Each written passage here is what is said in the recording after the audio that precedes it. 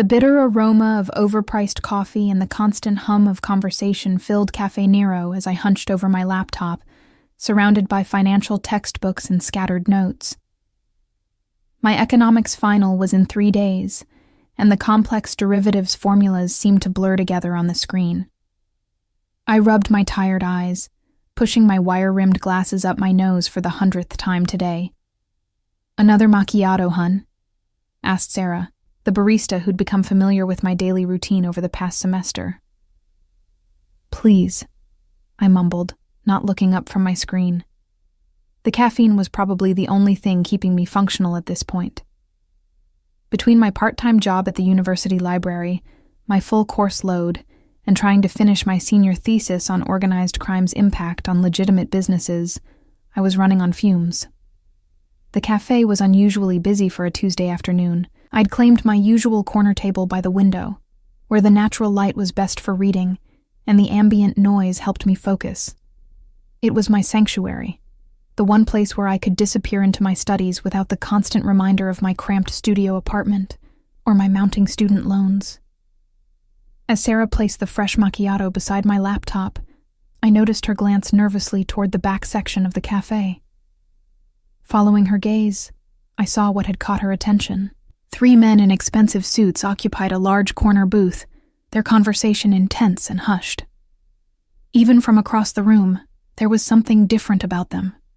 The way they sat with their backs to walls, how their eyes constantly scanned the room, the subtle bulges beneath their tailored jackets. But it was the man in the center who made my breath catch. Dark hair perfectly styled, strong jawline, and eyes the color of storm clouds. He was younger than I'd expected, maybe late 20s, with the kind of dangerous attractiveness that belonged in movies rather than real life. Even seated, I could tell he was tall and powerfully built, his charcoal suit doing nothing to hide the strength beneath. Logan Castellano. I'd seen his photo in the business section of newspapers, though the black and white prints hadn't done justice to his commanding presence. My thesis research had led me deep into the murky world where legitimate business intersected with organized crime, and the Castellano name appeared frequently in my notes. Officially, he ran a chain of upscale casinos and restaurants. Unofficially, according to my research, his influence extended far beyond the gaming tables. I should have looked away, should have focused on my derivatives homework. Instead, I found myself observing the dynamics at their table. The man to Logan's left, with prematurely gray hair and nervous energy, kept checking his phone. The other, broader and older, had the bearing of someone accustomed to violence, but Logan himself seemed completely calm, even as their conversation grew more animated. My phone buzzed with a text from my roommate, Emma. "How's the studying going? You've been at that cafe for like 6 hours. I typed back quickly, making progress. Home later tonight. The lie came easily. I wasn't making much progress at all. Between my fascination with the real-life subject of my research sitting 20 feet away and my exhaustion, I'd read the same paragraph about regulatory compliance 3 times without absorbing a word. The afternoon light was fading when I noticed the shift in atmosphere. The casual chatter of other patrons seemed to quiet, though I couldn't pinpoint why. Logan and his companions had been joined by 2 more men, these ones different. Where Logan's associates carried themselves with confident authority, these newcomers radiated barely contained menace. Their suits were expensive, but ill-fitting, and they spoke with accents I couldn't quite place. I tried to refocus on my laptop screen, but the tension in the air was palpable.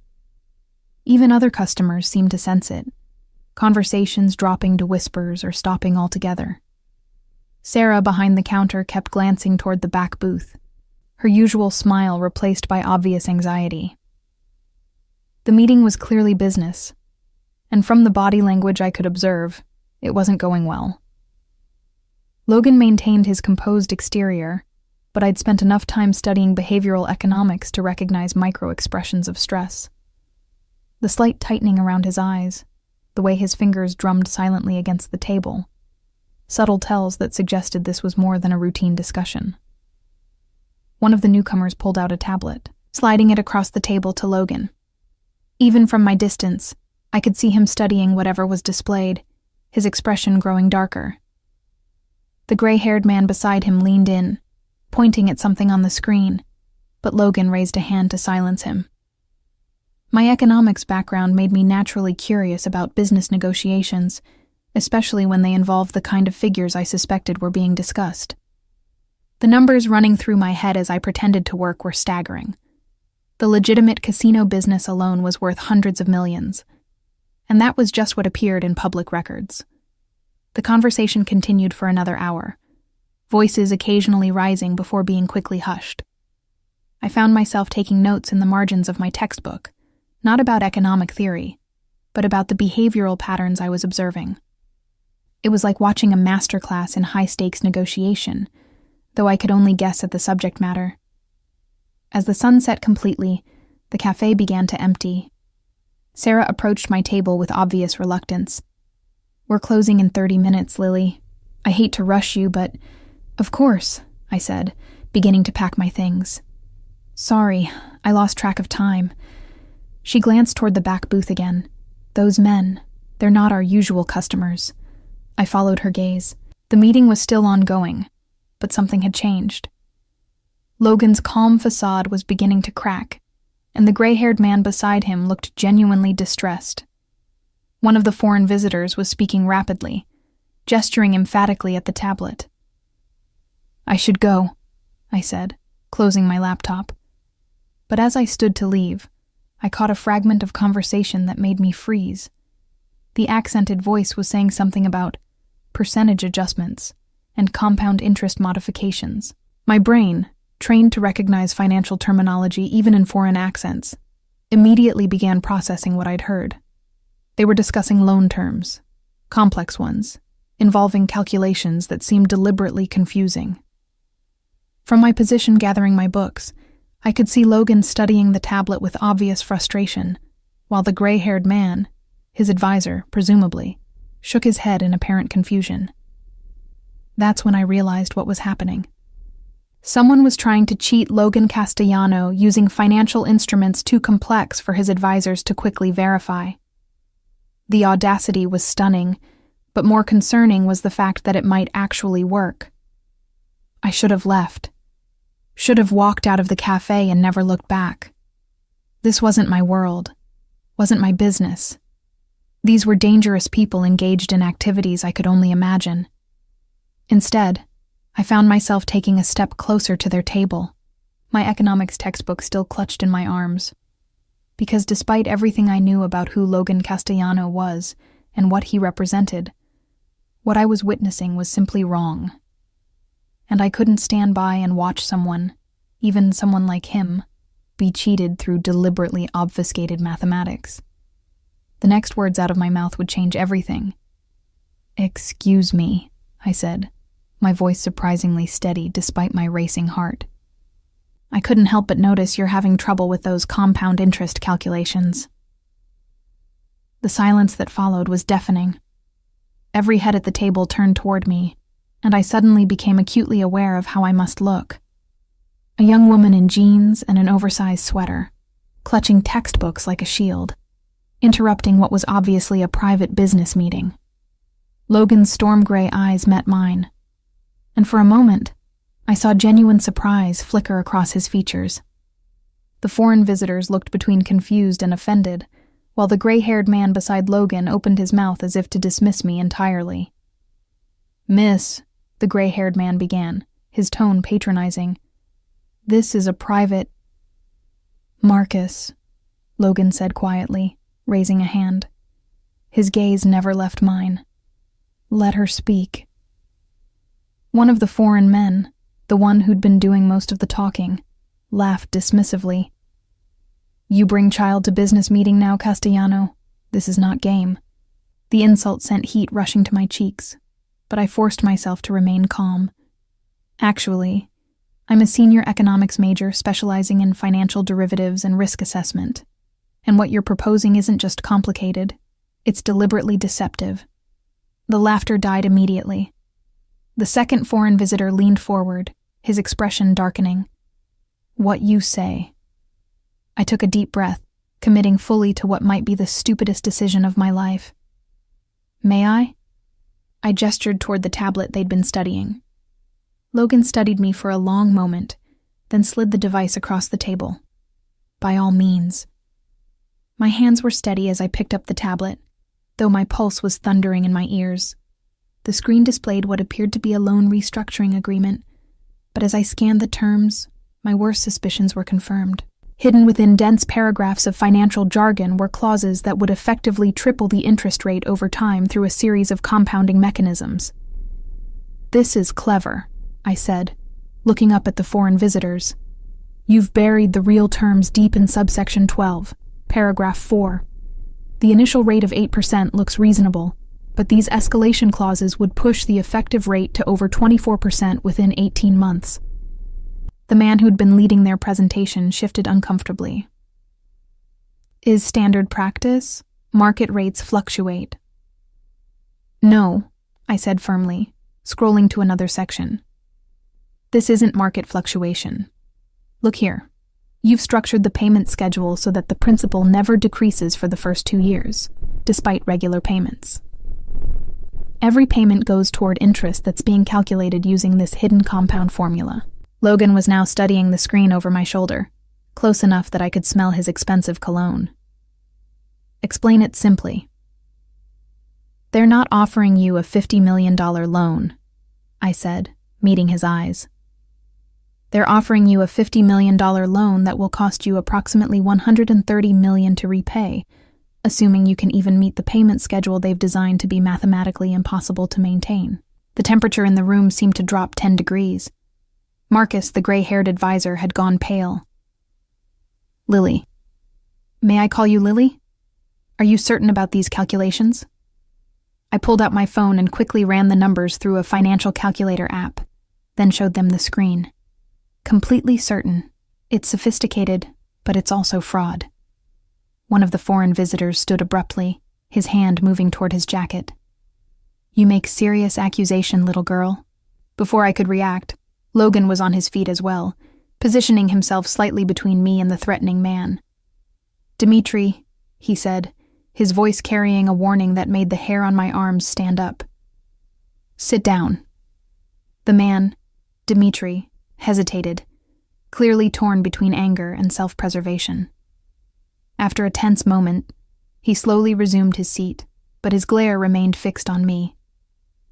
"Continue," Logan said, settling back into his chair but remaining alert.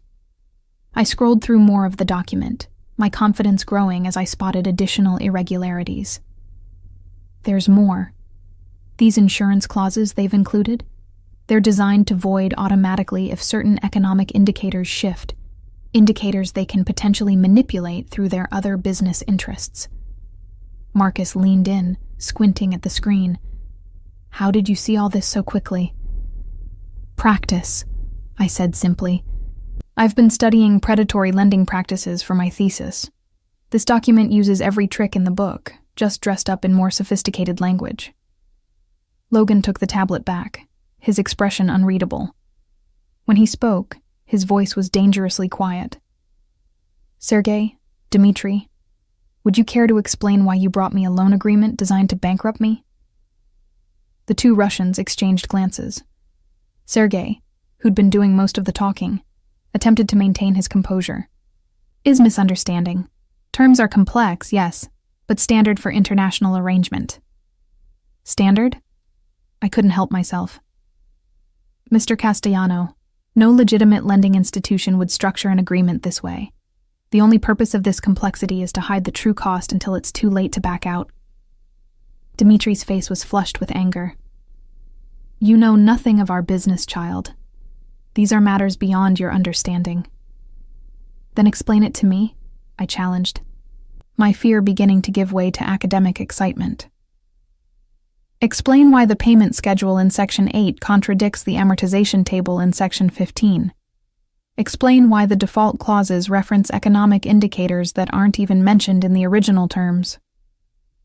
Silence stretched between us as Dimitri clearly couldn't provide those explanations, because there weren't any, except for the obvious one. Logan set the tablet down carefully, his movements controlled but radiating menace. "Gentlemen, I think our business here is concluded." "Castellano," Sergei began, but Logan cut him off. "I said we're done." He stood, and the others followed suit immediately. "Marcus will see you out." As the Russians gathered their things, Dmitri leaned close to me, his voice a harsh whisper. "Little girl should be careful where she sticks her nose. Sometimes gets cut off." Before I could respond, Logan's hand was on Dmitri's chest, pushing him back with gentle but unmistakable force. "Dmitri," he said, his tone conversational, but his eyes deadly serious. "I hope you're not threatening the young lady who just saved me from making a very expensive mistake." The tension was suffocating. For a moment, I thought violence was inevitable. Then Sergei grabbed Dmitri's arm, pulling him toward the exit. "Is misunderstanding," Sergei said quickly. "We go now. Perhaps we speak again when emotions are less high." "I don't think so," Logan replied, not moving until both men had left the cafe entirely. As soon as they were gone, I sank into the nearest chair, my legs suddenly unable to support me. The adrenaline that had carried me through the confrontation was fading, leaving me shaky and overwhelmed by what I'd just done. "Jesus," Marcus muttered, running his hands through his gray hair. "Lily, do you have any idea what you just did?" I looked up at Logan, who was studying me with an expression I couldn't read. "I stopped you from being cheated out of about $80 million, I said weakly. A slow smile spread across his face, the first genuine expression I'd seen from him all afternoon.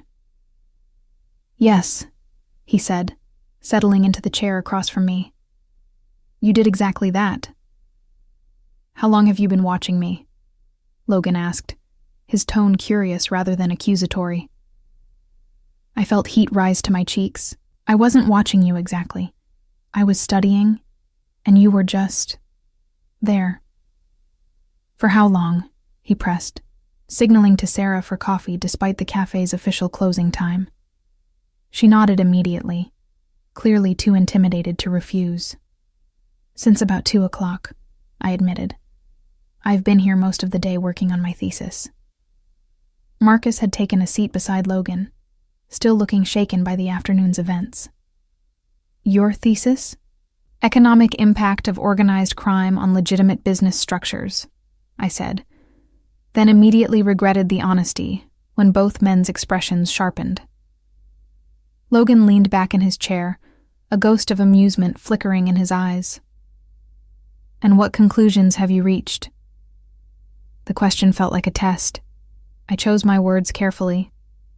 That the intersection between legitimate and illegitimate enterprises creates unique financial vulnerabilities that can be exploited by both internal and external threats. "Diplomatic," Logan observed, "but not particularly specific." Sarah appeared with a coffee service that was far more elaborate than anything she'd brought me during my previous visits. Fine china instead of paper cups, actual cream in a small pitcher, sugar cubes rather than packets.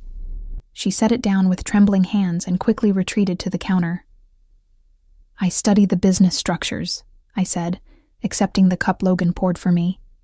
"Not the activities themselves, though what happened today suggests your organization faces the same financial predation risks as any large corporation." Marcus snorted. "Predation risks, that's one way to put it." "What Marcus means," Logan said smoothly, "is that our business often attracts creative attempts at financial manipulation." I thought about the document I'd just analyzed. The sophistication of what they tried suggests this wasn't their first attempt at something like this. They've refined their approach. Meaning? Meaning they've probably done this before, successfully. The complexity of those hidden clauses didn't develop overnight. Someone with serious financial expertise helped them design that structure. Logan and Marcus exchanged glances. "What kind of expertise?" I pulled my laptop closer, opening a fresh document. "May I take another look at that agreement? I want to check something." Logan slid the tablet back to me without hesitation. As I scrolled through the document again, I began noting specific phraseology and structural elements. "This is interesting," I murmured, cross-referencing with some research I'd done for my thesis. The language patterns in sections 4 through 7 match legislative text from the Dodd-Frank Act. Someone with regulatory background helped write this. "Government connections," Marcus said grimly. "Former government," I corrected.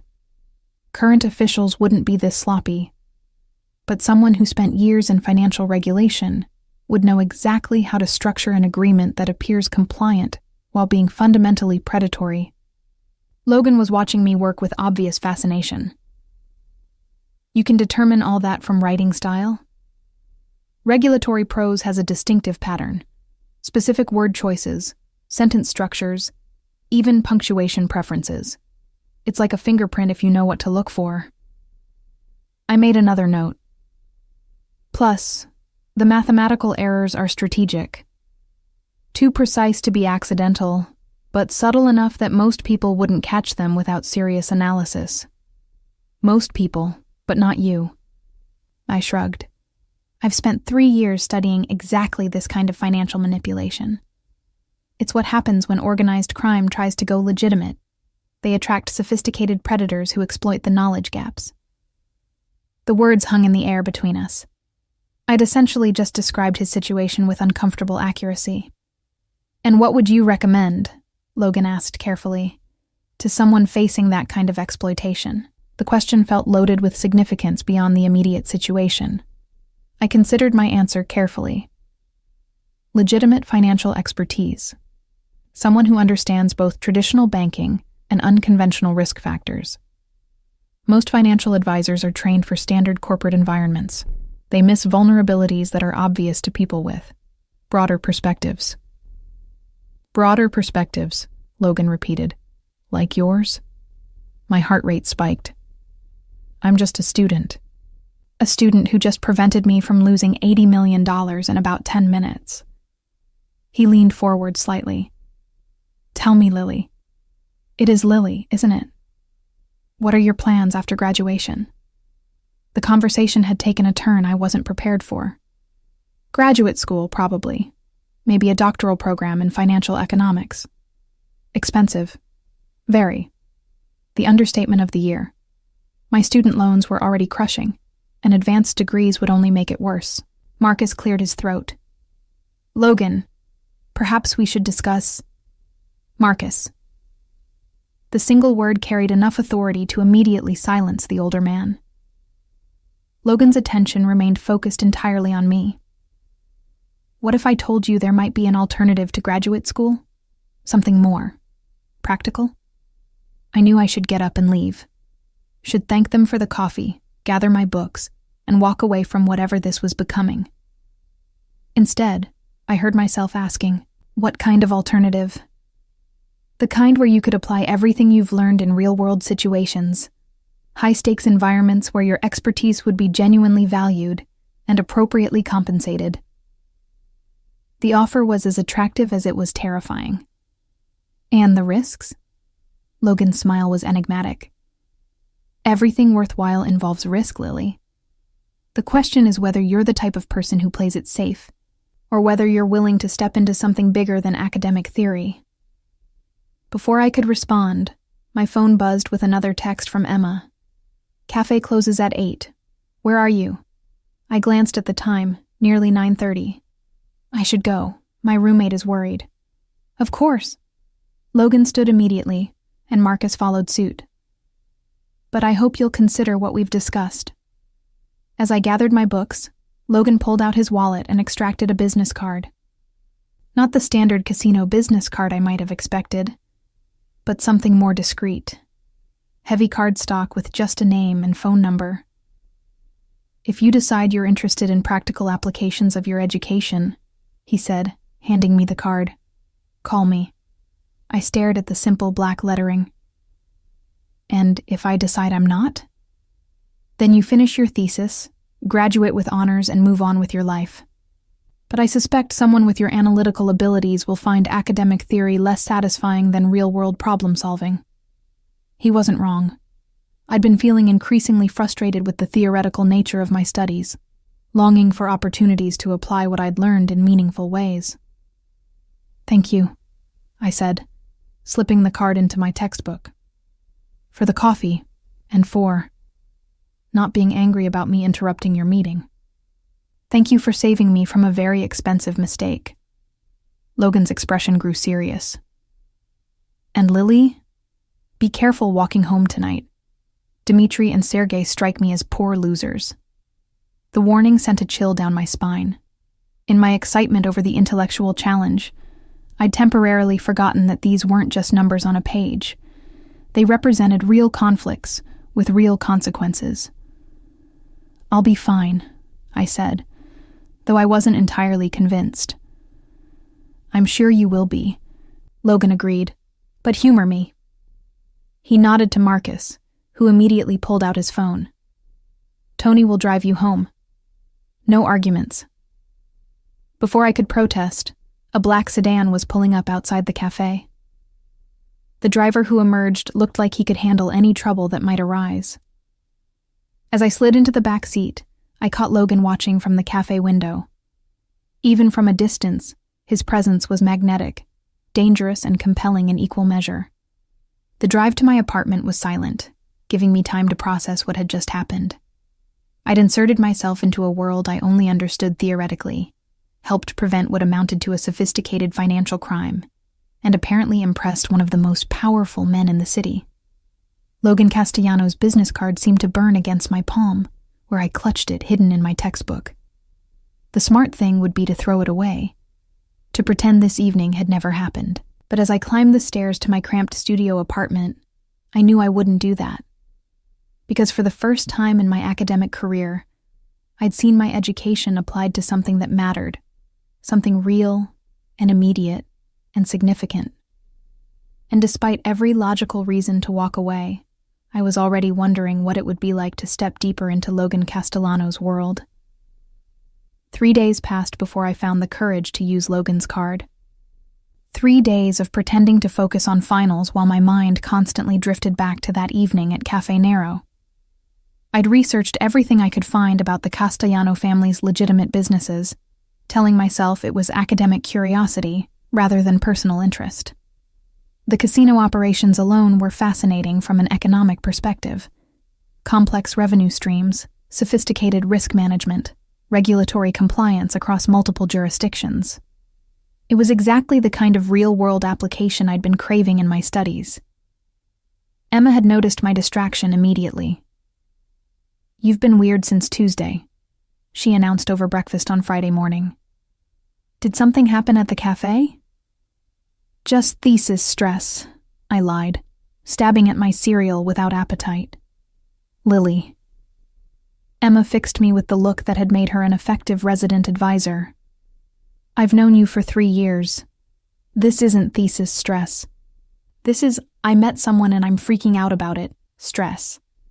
She wasn't entirely wrong, which made the conversation more difficult to navigate. "It's complicated," I said finally. "Complicated how? Married? Older? Secret criminal mastermind?" I nearly choked on my orange juice. "Why would you say that?" "Because you look guilty and terrified, which usually means you're attracted to someone completely inappropriate." Emma studied my face. "Oh my God. I was kidding about the criminal thing." "He's not a criminal," I said quickly. "He's a businessman." "A businessman who makes you look like you've seen a ghost. What kind of business?" I couldn't explain without revealing too much. "The kind that's probably outside my comfort zone." Emma's expression grew concerned. "Lily, please tell me you're not getting involved with someone dangerous." Before I could formulate a response that was both honest and reassuring, my phone rang. Unknown number? But I recognized the area code from Logan's card. "I should take this," I said, stepping into my bedroom. "Lily." Logan's voice was unmistakable, even filtered through phone speakers. "I hope I'm not calling at a bad time." "No, it's fine." I closed the door behind me, heart racing for reasons I didn't want to examine too closely. "How did you get my number?" You signed into the cafe's Wi-Fi. Their system keeps logs. There was amusement in his voice. Relax, I'm not having you surveilled. Though I was beginning to wonder if you decided to stick with academic theory after all. I've been thinking about what you said. And? I took a deep breath. I'm interested. In the practical applications, I mean. But I need to understand what exactly you're proposing. Lunch, Logan said immediately. Today, if you're free. Somewhere we can discuss details without interruption. I glanced at my calendar, though I already knew my afternoon was clear. Where? I'll send a car. 1 o'clock? The casual assumption that I'd accept his terms should have irritated me. Instead, I found myself agreeing before I'd fully considered the implications. 1 o'clock, I confirmed. Excellent. And Lily, dress professionally. We'll be discussing business. The call ended before I could ask what professionally meant in his world. I stared at my closet, realizing that my wardrobe was severely lacking in options that would be appropriate for lunch with someone like Logan Castellano. Everything okay? Emma called through the door. Fine, I called back, pulling out the one decent dress I owned, a simple navy blue sheath I'd bought for job interviews. I have a lunch meeting. With mysterious businessman? With a potential employer, I corrected, which was technically true. Emma appeared in my doorway as I was struggling with the zipper. Here, let me. She helped me with the dress, then stepped back to assess the result. You look good, professional but not stuffy, though you might want to borrow my heels. Those flats aren't going to cut it if this is the kind of lunch I think it is. I didn't ask what kind of lunch she thought it was, partly because I wasn't sure I wanted to know her answer. At exactly 1 o'clock, a black car pulled up outside my building. Not the same sedan from Tuesday night, but something sleeker and more expensive. The driver who emerged was different too. Younger, dressed in a suit that probably cost more than my monthly rent. Miss Reynolds?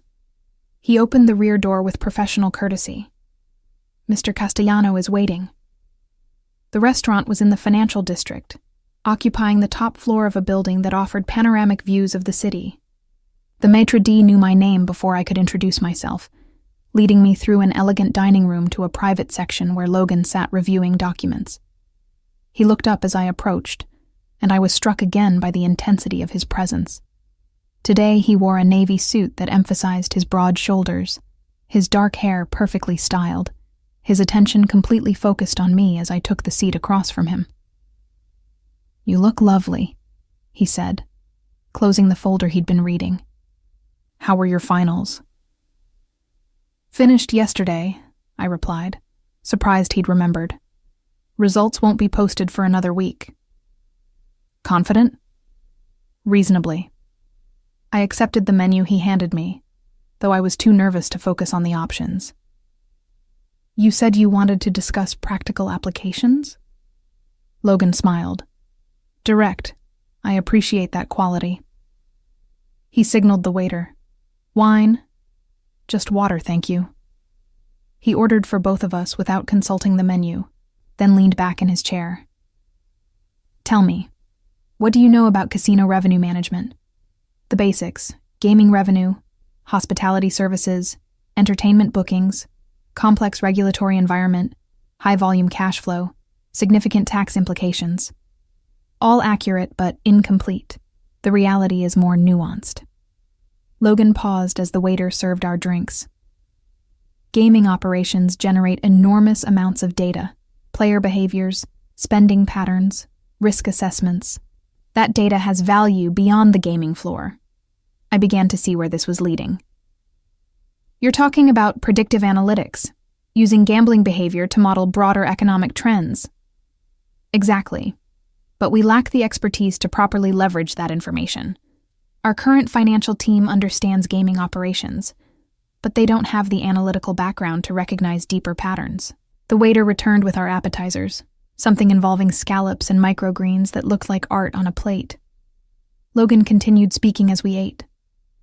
What I'm proposing is a consulting position, Part-time initially, while you finish your degree. You'd work with our financial team to develop analytical models that help us better understand our data. It sounded fascinating and legitimate, which made me immediately suspicious. And the other aspects of your business? Logan's expression didn't change. Would remain completely separate. You'd work exclusively with the legal operations, casinos, restaurants, real estate holdings, nothing that would compromise your ethical standards or legal standing. Why me? I asked bluntly. You could hire experienced analysts, people with credentials and track records. Because experienced analysts think in conventional terms. They'd apply standard models to situations that require unconventional approaches. Logan set down his fork, giving me his full attention. Tuesday night, you saw patterns that my advisors missed completely. You understood the deception because you approached it without preconceived notions about how these things should work. The explanation made sense, but I still felt like I was missing something important. What would the compensation be? $50,000 for a 6-month trial period?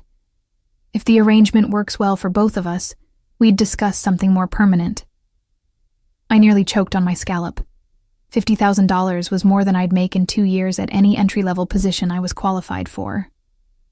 That seems generous. It's fair compensation for valuable expertise. The insights you provide could be worth millions to our operations. Our main courses arrived, some kind of fish preparation that I was too distracted to properly appreciate. Logan seemed to sense my internal struggle. You're wondering what the catch is, he observed. There's always a catch. Fair enough. Logan considered his words carefully. The catch is that working with my organization means accepting certain realities about the business environment we operate in. You'd be exposed to situations and people that might make someone with your background uncomfortable. People like the Russians from Tuesday? Among others. We operate in spaces where legitimate business intersects with less legitimate activities. Not because we choose to, but because the nature of our industry makes it inevitable. I thought about what I'd researched over the past few days. The casino industry did exist in a gray area, attracting both legitimate investors and more questionable financial backing. Would I be safe? Logan's expression grew serious. Completely. You'd work from secure locations, interact only with vetted personnel, and have protection whenever necessary. Your safety would be my highest priority. The intensity in his voice when he spoke about protecting me sent an unexpected flutter through my chest. I pushed the feeling aside, trying to focus on the practical considerations. I'd want to maintain my academic commitments. Graduation, thesis defense, everything. Of course, this position would be structured around your academic schedule. I stared out the restaurant's windows at the city sprawling below us. 6 months ago, I'd been worried about affording groceries. Now I was being offered more money than I'd ever imagined, to do work that genuinely excited me, by a man who was simultaneously attractive and terrifying. I need some time to think about it, I said finally. How much time? Until Monday? Logan nodded. Monday it is. He handed me another business card, this one with an address printed below his contact information. If you decide yes, come to this location Monday morning at 9. If you decide no, I'll understand completely and wish you well with your academic pursuits. As we finished lunch, the conversation shifted to safer topics. My studies, his thoughts on economic policy, neutral subjects that revealed his sharp intelligence without venturing into dangerous territory. By the time we left the restaurant, I felt more comfortable with him than I had any right to. The car ride back to my apartment was quiet, giving me time to process everything. Logan's offer was exactly what I'd been hoping for. Meaningful work that would utilize my education in real-world applications. The compensation was life-changing. The only complication was the man making the offer, and the world he represented. As the car pulled away from my building, I realized I'd already made my decision. I just needed the weekend to convince myself it was the right one. Monday morning found me standing outside a gleaming office building in the financial district at exactly 8:55, wearing my best professional outfit and carrying a leather portfolio I'd bought specifically for the occasion. The address on Logan's card led to the 32nd floor, where elegant brass letters announced Castellano Holdings, beside frosted glass doors. The receptionist, a woman in her 40s with perfectly styled auburn hair, smiled warmly as I approached. "Miss Reynolds, I presume? Mr. Castellano is expecting you." I was escorted through a sophisticated office environment that could have belonged to any high-end financial firm. Modern furniture, original artwork, floor-to-ceiling windows offering spectacular city views. Whatever I'd been expecting from a mob boss's headquarters, this wasn't it. Logan's office occupied a corner of the building, with windows facing both the harbor and the downtown core. He was on the phone when I arrived, gesturing for me to take a seat while he finished his conversation. "No, I want the quarterly projections updated before the board meeting," he was saying. "If the Riverside property isn't performing to expectations, we need to understand why before we commit additional resources." He hung up and turned his attention to me, his expression brightening. "Lily, I'm glad you decided to join us." "Thank you for the opportunity," I replied, suddenly nervous despite my preparation. "Marcus will show you around, introduce you to the team. But first, I wanted to go over the basics." Logan handed me a folder. Employment contract, non-disclosure agreement, basic security protocols. Take your time reviewing everything. The contract was straightforward, though the salary figure still seemed surreal.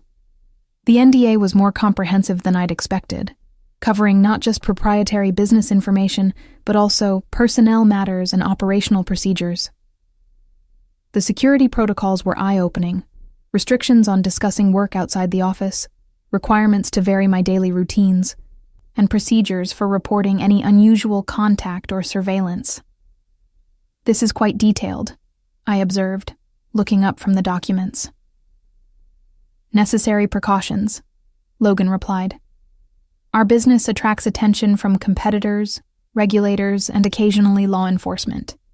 We protect our people by maintaining strict information security." I signed the papers, though the weight of what I was committing to felt heavier with each signature. Logan collected the documents and led me out of his office to meet the rest of the team. Marcus, whom I recognized from the cafe, managed the overall financial operations. Despite his nervous demeanor during the Russian meeting, he proved to be sharp and experienced, with decades of experience in complex business environments. "Lily will be working with you on the analytical projects we discussed," Logan explained. "Give her whatever resources she needs." The rest of the financial team consisted of 4 other professionals: Elena, a CPA who handled compliance and reporting; David, who managed the casino revenue streams; Sarah, who worked on the real estate portfolios; and James, a former banking executive who oversaw investment strategies. All of them were clearly legitimate financial professionals, though I sensed an underlying tension that went beyond normal workplace dynamics. They were friendly but careful, welcoming but watchful. It was like being introduced to a family that had learned to be perpetually cautious. "Your primary project," Marcus explained as he showed me to my new office, a space larger and better appointed than any I'd ever imagined having, "is developing predictive models for customer behavior across our gaming operations." The work was exactly what Logan had described: fascinating, complex, and completely legitimate. I spent the morning reviewing datasets that contained millions of individual transactions, looking for patterns that could help optimize everything from marketing campaigns to facility layouts. By lunch, I was completely absorbed in the analysis. The data revealed intricate behavioral patterns that conventional wisdom about gambling would never predict. Players with certain demographic profiles consistently showed loyalty patterns that contradicted industry assumptions. Spending behaviors varied in ways that suggested opportunities for more targeted service offerings. "This is incredible," I told Marcus as we reviewed my preliminary findings. You could revolutionize customer retention with these insights. That's exactly what Logan hoped you'd say, Marcus replied, though something in his expression suggested complexity beyond simple business optimization. The afternoon brought my first glimpse of the other side of Castellano Holdings. I was working late in my office when voices from the hallway caught my attention. Urgent, tense conversations in what sounded like Italian. Through my partially open door, I saw men in expensive suits moving past, with the kind of purposeful urgency that suggested crisis management. Elena appeared in my doorway a few minutes later. "Lily, you should probably head home. The evening shift can be busier than what you're used to." I wanted to ask what she meant, but her expression discouraged questions. I gathered my things and left through the main entrance, noticing for the first time the additional security personnel who appeared as daylight faded. The pattern continued throughout my first week. Days filled with legitimate, fascinating work analyzing casino operations and revenue optimization. Evenings when the office atmosphere shifted subtly, when conversations switched to Italian, when people I didn't recognize came and went through private entrances. Logan checked on my progress daily, always professional but with an underlying intensity that made our interactions feel charged with unspoken possibilities. He was genuinely interested in my analytical findings, asking probing questions that revealed his own sharp business instincts. The customer loyalty program could be restructured based on these behavioral patterns, I explained during one of our meetings, showing him charts I'd developed. Instead of uniform rewards, we could offer personalized incentives that actually match spending psychology. Implementation timeline? 6 weeks for a pilot program, assuming we can get IT support for the necessary system modifications. Logan nodded, making notes. Done. What else? His immediate approval of significant expenditures still surprised me. In my previous jobs, any new initiative required endless approvals and justifications. Here, Logan seemed to trust my expertise completely. The real estate portfolio has some interesting opportunities too, I continued. The property usage data suggests several locations are underutilized in ways that could generate additional revenue streams. Such as? I pulled up another presentation. The Riverside property, for example. Gaming revenue is below projections, but foot traffic data shows high volume during business hours. It's positioned to serve the financial district, but the current entertainment offerings target evening clientele. Logan studied the charts I'd created. You're suggesting repositioning for business lunches and after-work events. Exactly. Partner with local corporations for private events. Modify the restaurant service to accommodate business meetings. Maybe add conference facilities. The location could generate significant daytime revenue that doesn't cannibalize evening gaming operations.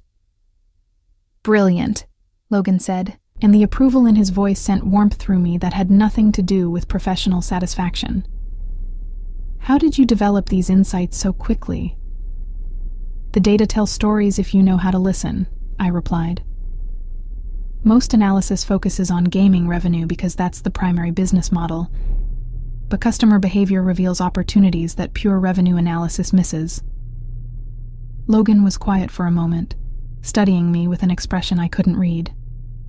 You're wasted in academic settings, Lily. This kind of thinking requires real-world application. The comment echoed thoughts I'd been having myself. My work at Castellano Holdings was more engaging than anything I'd encountered in my academic program.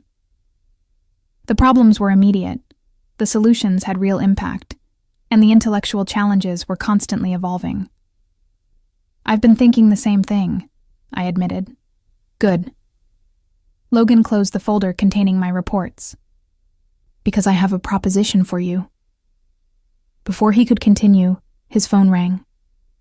He glanced at the caller ID and his expression hardened immediately. I need to take this, he said, answering the call. Dmitri, how unexpected. Even hearing the name sent a chill through me. The Russian from the cafe, whose loan scheme I'd helped expose. Logan's side of the conversation was brief and tense, conducted in a mixture of English and what sounded like Russian. When he hung up, his jaw was tight with anger. "Problem?" I asked, though I wasn't sure I wanted to know the answer. "The Russians want a meeting. They claim to have a new proposal, something that addresses the concerns you raised about their previous offer." Fear flickered through me. "You're not seriously considering meeting with them again?" Logan's expression softened slightly at my obvious concern. "Not considering, no. But I need to understand what they're planning.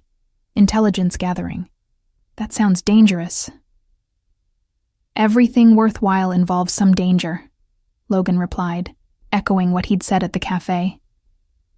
"But this affects you too, Lily. They specifically requested that you be present." My blood ran cold. "What? Why?" "They want to demonstrate that their new proposal addresses the mathematical issues you identified. They're positioning it as a professional courtesy, bringing in the expert who caught their mistakes. The request felt wrong on every level. I'm not going." "I wouldn't ask you to," Logan said immediately. "But I wanted you to know. They're aware of your involvement, which means they're aware of you personally. Security around you will be increased accordingly." The casual mention of increased security drove home a reality I'd been trying to ignore. Working for Logan meant being connected to conflicts that extended far beyond normal business disputes. What kind of increased security? Discreet surveillance, modified routines, additional protection when necessary. Nothing that should interfere with your daily life, but enough to ensure your safety. I stared out Logan's office windows at the city beyond, suddenly seeing it differently. Somewhere out there, dangerous people were making plans that involved me personally. The academic world I'd inhabited just weeks ago felt impossibly distant. "I should go home," I said finally. "Of course." Logan stood immediately. "I'll have Tony drive you." As I gathered my things, Logan caught my arm gently. "Lily, I want you to know that your safety is my highest priority. Whatever happens with the Russians or anyone else, you're under my protection now." The possessiveness in his voice should have alarmed me. Instead, it sent an unexpected thrill through me that I wasn't ready to examine. On the drive home, I tried to process how quickly my life had changed. 3 weeks ago, I'd been a struggling student worried about graduation and student loans. Now I was earning more money than I'd ever imagined, doing work I genuinely loved, and apparently under the protection of one of the most powerful men in the city. The smart thing would be to quit, to return to my safe, predictable academic world before I got in any deeper. But as I looked at the preliminary analyses I'd developed, at the real impact my work was having, I knew I wouldn't do that. I was already in deeper than was safe or sensible. And despite every logical reason to be terrified, I was beginning to think that might be exactly where I wanted to be. The crisis came on a Thursday afternoon, exactly 3 weeks after I'd started working for Castellano Holdings. I was deep in analysis of the Q3 revenue reports when urgent voices erupted from Logan's office.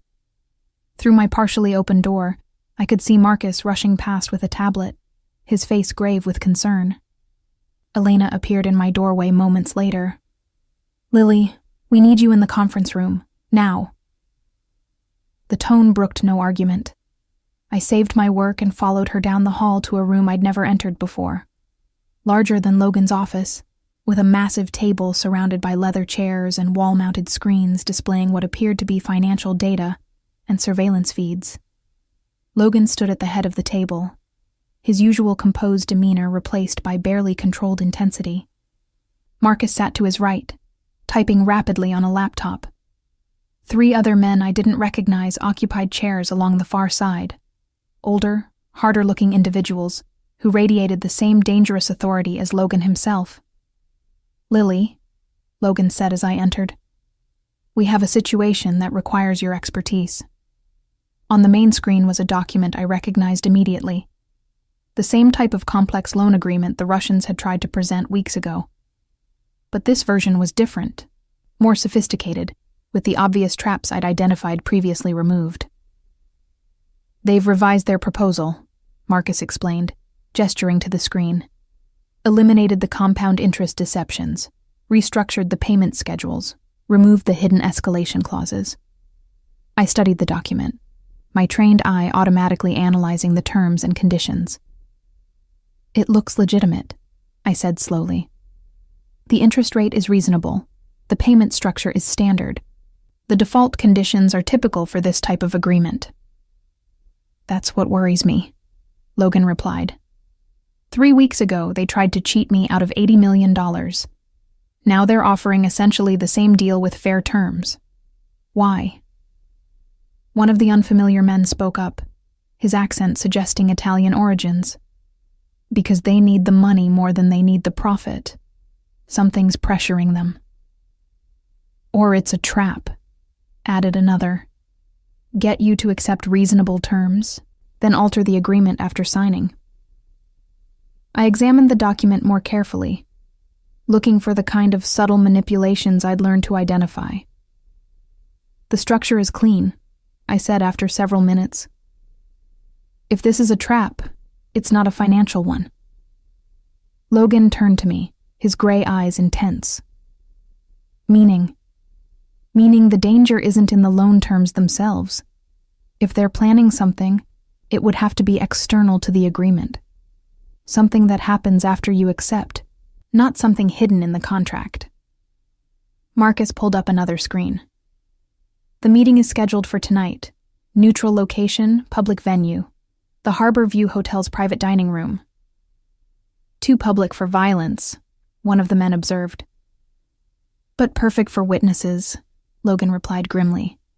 "If they're planning to set me up for something, a public location with security cameras would be ideal." I felt sick as the implications became clear. "You think they're trying to frame you for something?" "It's a possibility we have to consider," Logan said. "The FBI has been investigating our operations for months. If the Russians could provide them with evidence of illegal activity, real or fabricated, it would solve several problems simultaneously."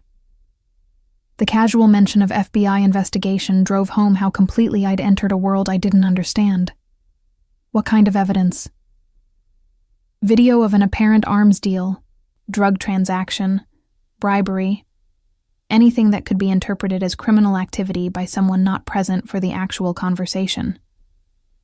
Marcus nodded grimly. "They propose something legitimate. We discuss it normally, but their recording makes it sound like we're agreeing to something illegal."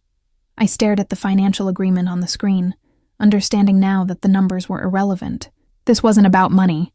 It was about destroying Logan's organization through legal prosecution.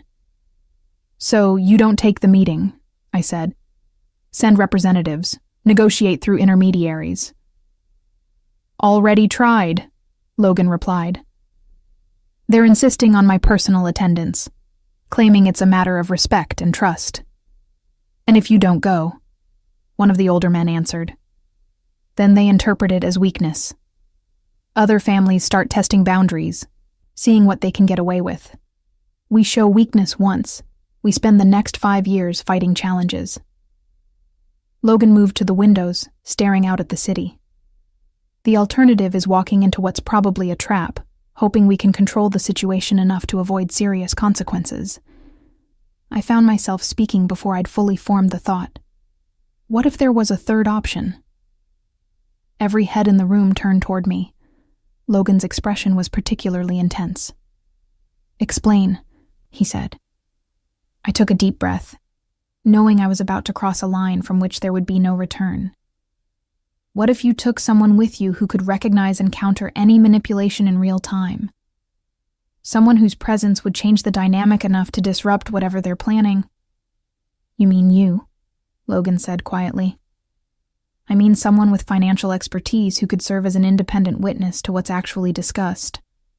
If they're planning to manipulate the recording or testimony later, having a credible third party present would complicate their strategy." Marcus was already shaking his head. "Too dangerous. If something goes wrong, I'm the least threatening person in the room," I interrupted. "I'm a student," An analyst, someone with no criminal background and no reason to lie about what happens. Logan continued staring out the window, considering. It would change the meeting dynamic significantly. Instead of a negotiation between criminals, it becomes a business consultation with proper documentation. Exactly. And if they try to spring some kind of trap, my presence as an uninvolved third party would make it much harder to justify legally. One of the older men spoke up. The girl makes sense, but if we bring her, we're responsible for her safety. Completely responsible, Logan agreed, turning back to face me. Lily, you need to understand what you're volunteering for. These people have already threatened you once. Putting yourself in a room with them again, even with protection, involves real risk. I thought about my life 3 weeks ago, struggling with student loans, worried about finding employment after graduation, spending endless hours on theoretical problems that would never impact anything real. Then I looked around this room, at these powerful men treating my opinion as genuinely valuable, discussing problems where my expertise could make the difference between success and disaster. I understand the risk, I said. I'm willing to accept it. Logan studied me for a long moment. This isn't academic analysis, Lily. This is real-world consequences. If you're there and something goes wrong, you could be charged with conspiracy, racketeering, any number of federal crimes just for being present. Or I could prevent those charges by ensuring there's an accurate record of what actually happens. Marcus looked between Logan and me, clearly uncomfortable with the direction of the conversation. Logan, even if she's willing, bringing a civilian into this. I'm not a civilian anymore, I interrupted, surprising myself with the vehemence in my voice. I work for this organization. These people have threatened me personally. Whatever happens tonight affects my future too. The room fell silent. Logan's expression was unreadable as he considered my words. All right, he said finally. But with conditions. You stay close to me at all times. You speak only when directly addressed. If I tell you to leave, you leave immediately without argument. And if anything goes wrong, anything at all, you do exactly what I tell you to do. Agreed. Marcus was shaking his head. This is insane, Logan. If anything happens to her, nothing will happen to her, Logan said, his voice carrying absolute authority. I give you my word. The certainty in his tone sent warmth through me that had nothing to do with professional confidence. Logan Castellanos' word, apparently, was something these dangerous men considered unbreakable. 3 hours later, I found myself in the back of an armored sedan, wearing a conservative black dress that Elena had somehow procured in my exact size, heading toward what might be the most dangerous evening of my life. Logan sat beside me, immaculate in a charcoal suit, reviewing security protocols with the team via encrypted phone. 2 other cars flanked us, one ahead, one behind, carrying additional protection I tried not to think about too specifically. Having second thoughts? Logan asked as we approached the Harbor View Hotel. Third and fourth thoughts, I admitted. But I'm still here. He reached over and took my hand, his thumb tracing reassuring circles across my knuckles. You don't have to prove anything, Lily. Not to me, not to anyone. The simple contact sent electricity up my arm. I'm not trying to prove anything. I'm trying to do what's right. Logan's smile was soft with an emotion I couldn't identify. That's exactly why you don't belong in this world. And exactly why this world needs people like me in it, I replied. As our car pulled into the hotel's circular drive, Logan squeezed my hand once more. Stay close, he murmured. And remember, whatever happens in there, you're under my protection. Walking into that hotel, my hand tucked securely in the crook of Logan's arm, I realized I'd made my choice weeks ago in a cafe when I'd chosen to speak up instead of staying silent. Everything since then had been an inevitable progression toward this moment, toward becoming part of something larger and more dangerous than anything I'd ever imagined. The Russians were waiting in the private dining room, their expressions shifting from confident to confused as they registered my presence beside Logan. Dimitri's eyes narrowed with recognition and poorly concealed anger.